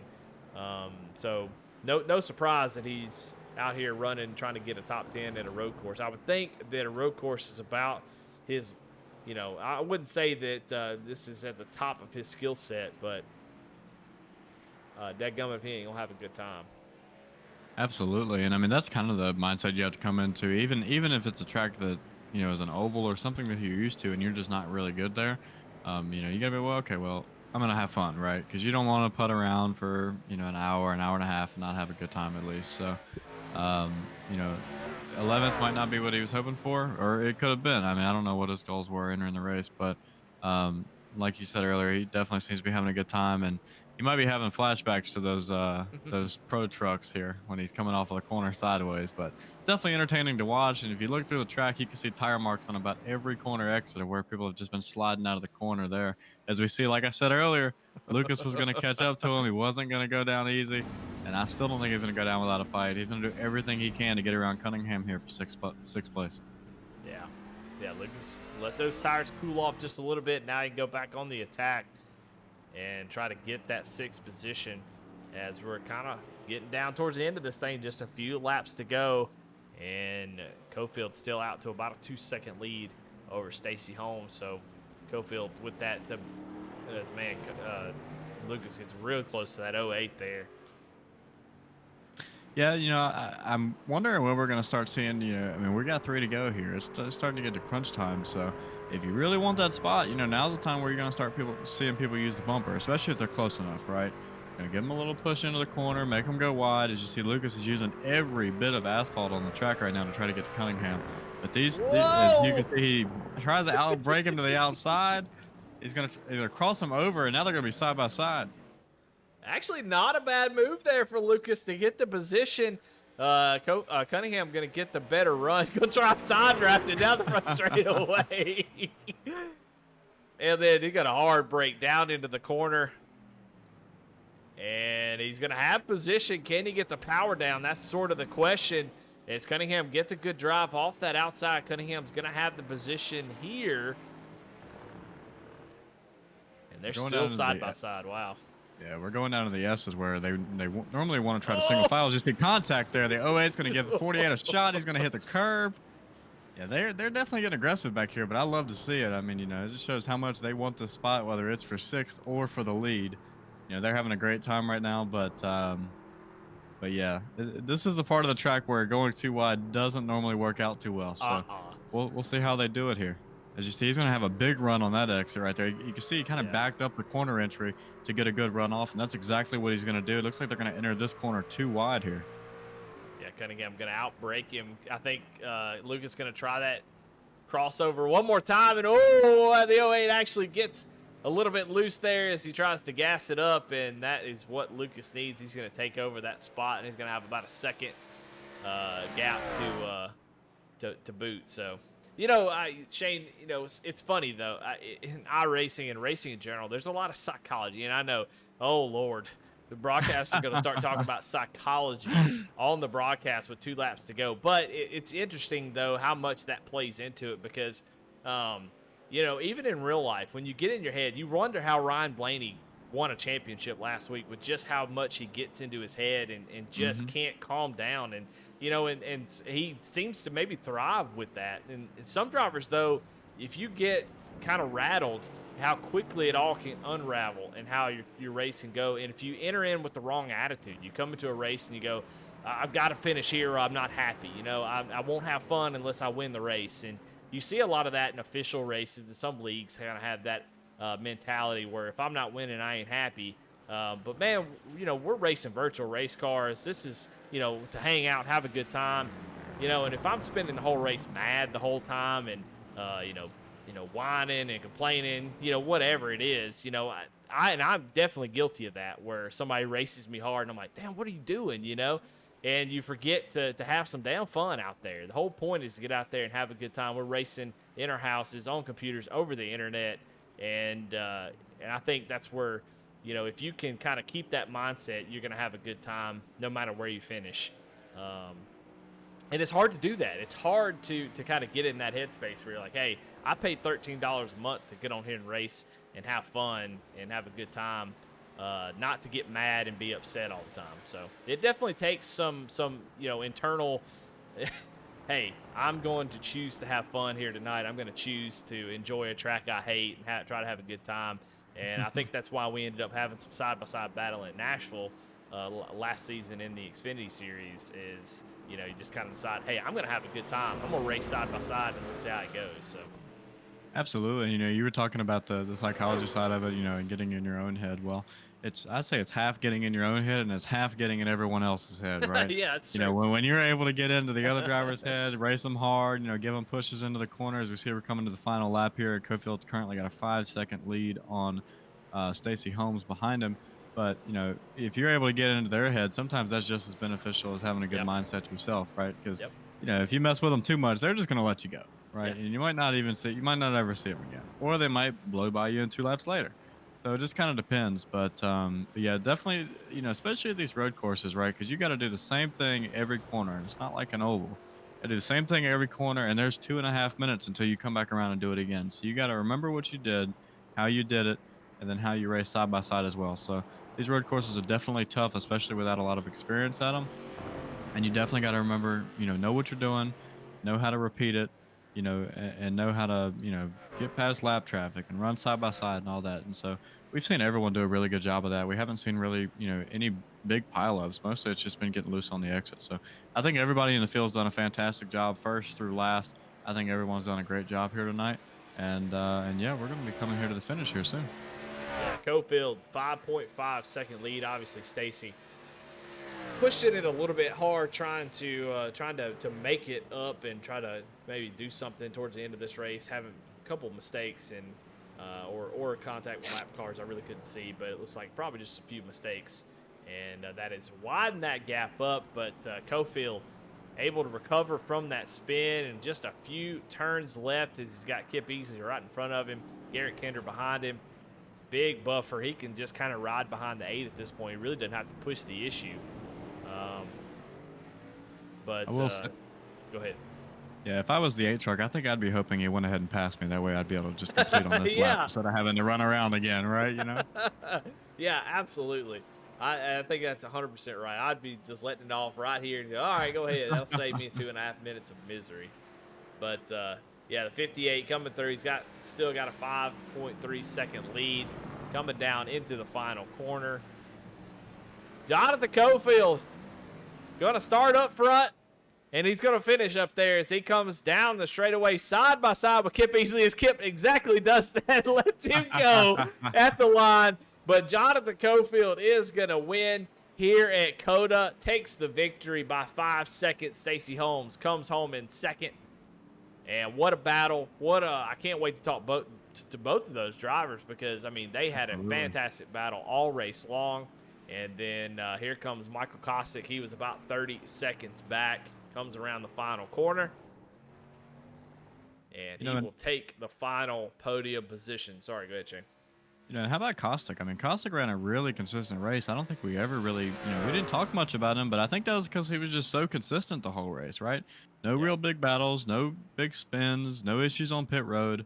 I mean, I think for the most consistent race, I think it goes to Kosick. I mean, Kosick was extremely consistent all night long, and I think that's, that's why he ended up at the podium, right? He might not have been able to get the first or second, but we never really saw him get in too many sticky situations, as we see Jesse Whittington come across the line here to finish 4th. Yeah, 4th place going to go to Jesse Whittington, and then Alan Nash, another driver we haven't talked about much, is going to come home in 6th. But here we go. We still got this battle going on between these two drivers. They're like, hey, they're like Kevin Harvick. They're not going to win the race, at least be the show, and that's what they're being right now, trading paint back and forth. And they're going to come down. This is a battle for the end of the final corner. Cross them over here. Yeah, get a little crossover here on the exit of the corner. Who is going to be a drag race down to the start-finish line. Oh, Lucas going to spin the tires, and that's all she wrote. And Daniel Cunningham is going to take that position. What a great finish there for those two drivers with a fantastic race for those teammates. And then Tracy Passon's going to be the last driver, I think, to cross the start-finish line. He will come home in the 8th position. Well, I'll tell you what. Oh, go ahead. You good. I mean, we saw Lucas and Cunningham battle from like lap 1 or 2 when they made contact, and they're battling at the end. I mean, those guys, they probably don't want to see each other for the rest of the week. I mean, they were around each other all night tonight. So really impressive, that they were able to get through it without, having any big incidents, right? And still be able to come home with both respectable finishes. So I think they both did a great job. The whole field did a great job. We didn't see, any big wrecks. So it was definitely impressive for me.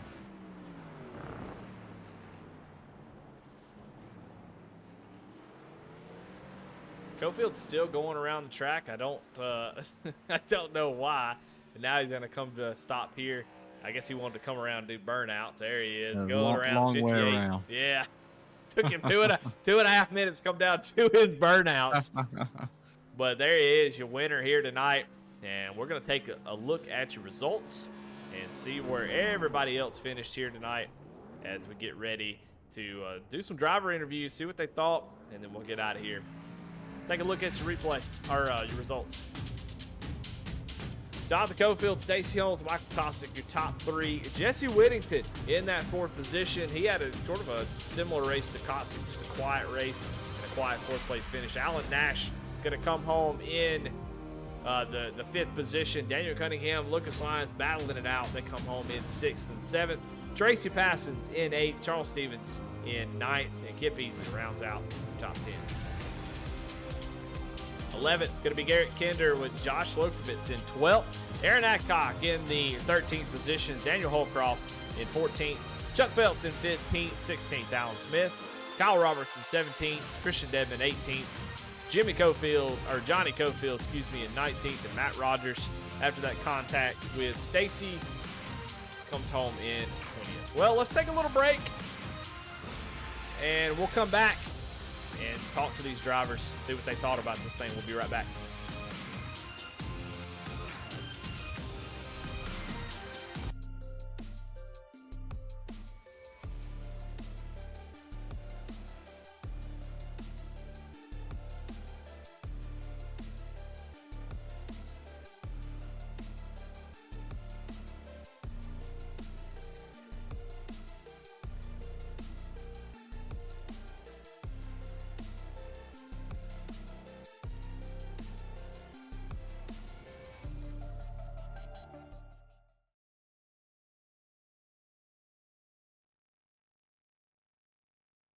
All right, well, we are back, and we're ready to do some driver interviews here at COTA.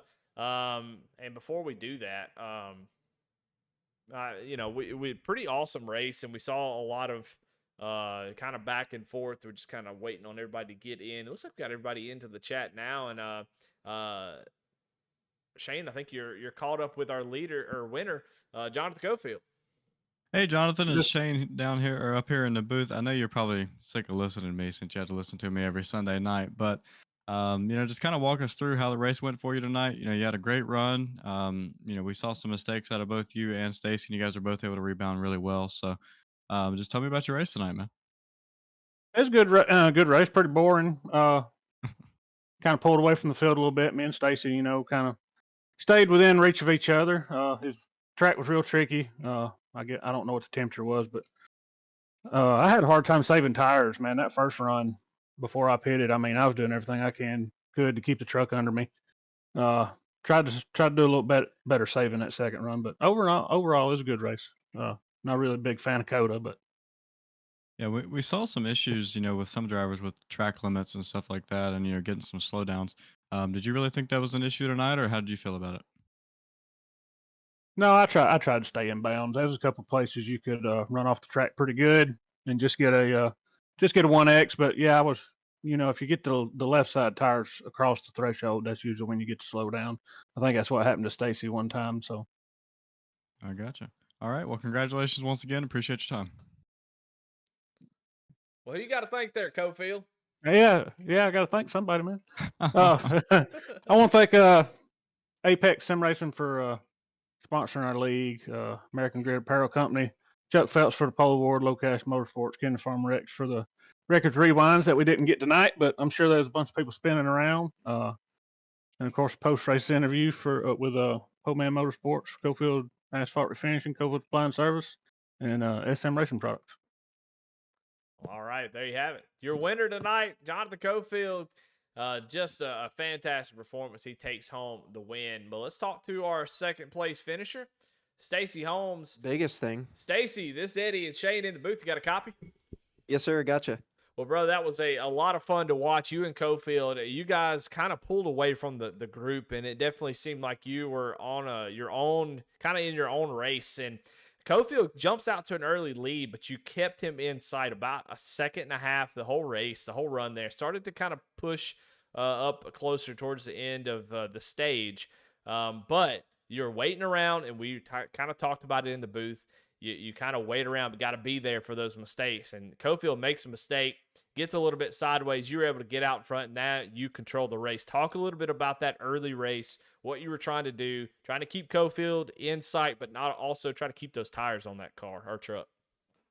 Yeah, man, it was a lot of fun. It seemed like Jonathan was, a little bit better than me through that first run, the beginning and middle of that run, and then the end of that run, we started kind of gaining back on him, and then he made that mistake and gave me a little bit of cushion. But that second run after we pitted, he just, was running a little bit better than me, and then kind of the end of that life of those tires on that second run, he definitely pulled away from me. So it was a lot of fun, and we both made a mistake or two in both runs, and I wish like we didn't do that and we could have raced side by side a little bit more instead of just like pouncing on a mistake. But I had a lot of fun, man. It was a tough course, and he did really good for not going off course anywhere near as much as I did. I think I went off course 150 times. So it was a fun one. Yeah, when you lost the lead there, was that I said it was a slowdown. Was that what that was? You had to give up the little bit of time there for dropping those left sides off the track? Well, actually, yeah, off of turn 19, I actually went too far out to the right, and so it gave me a second penalty, and had to let him by there. But he was already, his pace was gaining on me. I could see. So, like I said, I think he still would have passed me. I just wish we could have raced side by side, and for a little bit, it made it a little bit more exciting. Yeah, well, look, there's other guys on the track that made it plenty exciting. Y'all definitely made it exciting. We talked a little bit about before the race. A lot of times, this track in a stock car or a truck or whatever, you kind of poo-poo on the racing a little bit because everybody's just scared of sliding off the track. It's a very tough track, built for F1 cars, not built for big, heavy stock cars like this. But I mean, what do you like about this combo? We all love Watkins Glen. We all love that type of track. What is it about this track that's so much different from something like that in a vehicle like this? I think this track is just a lot more technical overall, and it's a little bit more worn out. It's easier to slide tires over a long run. Of course, it's a bigger track, so there's more to memorize. There's more to it just has a big range of corners and different kinds of road course corners versus Watkins Glen or places like that. So it's really tough, and to run well here is really hard, and it definitely takes a lot of practice, and I've been doing that a lot over the last couple weeks. So again, to do it in a race is really fun to see kind of where we shape up at. Yeah, well, it's fun to watch you guys kind of go back and forth. Would have loved to see some action there at the end, maybe door banging for the win. But hey, second place, very, very good for you. So congratulations on that. And as always, man, who you got to thank? Yeah, thank you guys. I appreciate y'all having me. Definitely want to thank all the Cofields and Golden Eagle, all those guys. And but yeah, I'm looking forward to the next one. All right, there you have it. Second place finisher, Stacey Holmes, with a great battle with Jonathan Cofield all night long. And then Shane, we're going to talk, I guess, to the you said the quietest driver tonight, and he'll be probably the quietest interview for sure. Michael Kosick, Shane caught up with him. Hey, Michael, it's Shane and Eddie in the booth. You got a copy? Yeah, I got you. Yeah, so we were watching you race tonight, and I said at the end of the race, I think you had the quietest and most consistent race of anyone in the field. Didn't really see too many mistakes. So just kind of walk us through your race and how you went about it. Like I said, we didn't see too many mistakes out of you. So just walk us through how everything went for you. Yeah, I mean, I was just trying to keep it on track, stay pretty conservative. Got off work a little bit before the drivers' meeting, so didn't get any. Qualifying was my practice, so I was just trying to not do anything stupid and make mistakes over driving it. Let them get a little far away from me by the time I caught on to it, though. So still fun. It's just a little boring there whenever I was kind of trapped on that island by myself. Yeah, well, we saw a lot of drivers dealing with the trucks being super loose on exit. You know, they were having their tires were chattering on entry, and they were getting sideways on exit. Did you deal with that much tonight? And if so, how much input did it really play into your race? Yeah, I mean, I will hopped a decent amount on the hard braking zones. I just kind of work my brake bias forward whenever I do that and kind of stabilize it out. And probably about, I'd say, 8 to 9 laps into the run when the wheel spin got bad on exit, I would just start short shifting just to get the power down and just be a little bit more controlled. Gotcha. Who do you have to thank tonight? Just you guys for doing the broadcast, Aaron and all the admins and Apex for doing their all the work for the league, American Grid Apparel, Chuck Pegleg Felts, Low Cash Motorsports, Kinder Farm and Ranch, Poman Motorsports, and my teammates at Bandits. Alrighty. Well, congratulations on the podium. We appreciate your time, man. Good luck. Thanks. Well, all right. Well, hey, sound like they had fun. I don't know. It looked like fun. Yeah, I mean, it looked like fun, and I'll tell you what, on the broadcast side, they made it look really, really fun. You even heard the winner say, I don't really like this track, but it's on the schedule. Anyone likes this track. Okay? Yeah, it's on the schedule. You got to run it. So thanks for the Poman Motorsports for the post-race interviews. And, well, I'll tell you what, final thoughts here, Shane, after what we just saw 30 laps here at COTA. Yeah, I mean, looking back at the notes that I had coming into the race, we saw kind of a lot of what I had heard from the drivers before the race. I mean, it was getting tight on entry, loose on exit. Track limits were an issue. Like I said more than once, if you stayed close, you had a chance, right? I mean, if they made a mistake, normally you got 4 chances for a mistake, really. You think like 4 turns. Here you got, 20, 21? And so it was definitely entertaining. Like I said, there was, a good bit of mistakes, but those guys were able to rebound. And like you said, it was probably one of the most entertaining and one of the cleanest races that I've ever seen here. So these guys should be very proud of the show that they put on tonight. They did a fantastic job. And it's a great look for all of them. Yeah, it was, you never really know what you're going to get, and you can kind of just always kind of come into a race and make assumptions based on past racing. But I think this series, and we talked a little bit about this in the past, is this Apex series almost just like a family. It's a lot of guys been racing with each other for a long time, and everybody races hard but races well with each other, and we kind of saw that tonight. Just a lot of good racing throughout the field. You had a great battle up front. Then you had a few drivers that just could not seem to get away from each other. I mean, Daniel Cunningham, Lucas Lyons crossing the line 0.0 seconds between them. Just impressive to watch them battle all race long. They were having a great time. And to be battling out for 6th and 7th, that's just pretty awesome. So just another one in the books. COTA out of the way. For an oval league, you got a road course like this, you just never know what you're going to get. And tonight, I think we got the best that you could get. Honestly, it was a clean turn 1 and a lot of racing. I mean, it's the exact opposite of what I thought it was going to be. I thought it was going to be a mess in the turn 1 and boring the rest of the way. And boy, Apex sure does prove me wrong each and every week. Just some great racing, but only 5 races into this schedule, and we got Martinsville next week. So all that lovey-dovey, oh man, good racing with this guy, we had a blast. That's going to go out the window next week. And I'll be honest with you, I haven't seen a good Martinsville race ever in iRacing. So I would love to be proven wrong next week, and I'm hoping these guys will do it. But the last few seasons at Apex, the Martinsville races have been sort of a black eye on the schedule. And so it gives you some opportunity. I think at Martinsville, I think you just want to make sure you're working on your qualifying. You want to start up front. That's what we want to do next week. You start up front, you're going to miss all the mess. You can pretty much stay out 100 laps on tires, probably 150. So qualifying on the pole, that's the safest spot next week. So good luck to the 19 rest of the drivers. But yeah, just a really cool schedule, a lot of fun, and I can't wait to see this thing through all the way in.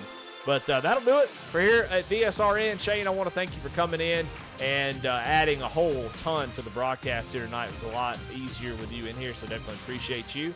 And got to thank our sponsor, Jimmy, over at Apex Sim Racing Gear. I tell you, I say it every week, if you do not have a button box and you're looking for one, go to apexsimracing.com. Really high quality products.